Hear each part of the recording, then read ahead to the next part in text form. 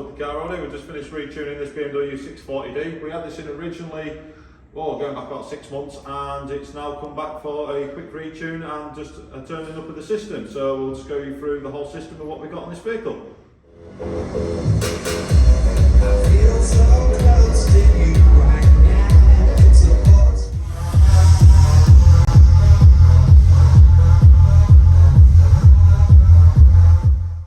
So this BMW came originally with the BMW Harman Kardon system. Now to work around this, we've had to do quite a lot of work on it.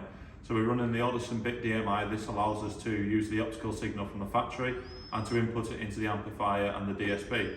So the DSP in this one, we're running the Audison bit 1 HD that's just sat here. This is taking the optical signal from the DMI and spreading it out over 3 amplifiers. Now the amplifiers we've used on this vehicle are the Audison SR5600. We're running 2 of them. That's controlling the front speakers, the rear door speakers and the rear shell speakers, and also the underseat woofers. We're also running the Audison SR1500 that's sat just here. This is driving the 2 rear Audison Hertz Melee Pro 10-inch woofers.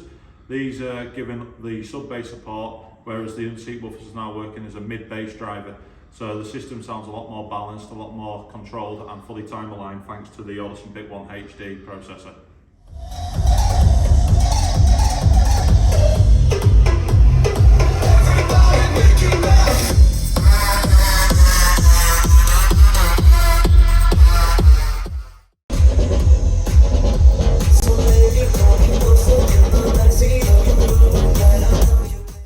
So in this vehicle we replaced the Harman Kardon speakers in the front door like I said before.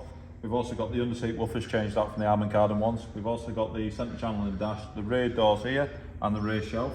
Controlling the whole system like I said is the Audison bit 1 HD. Now to control that we've got down here the Audison DRC MP controller. This allows us to control the whole volume of the DSP as well as on top of the actual original vehicle system. So I'll just go with that a bit more in depth here. So just give me 1 second.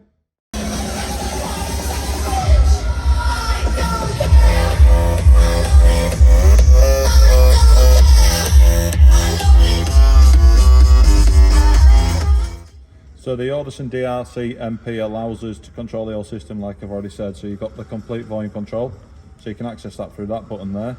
We can also adjust the sub volume, we can adjust the fader and the balance.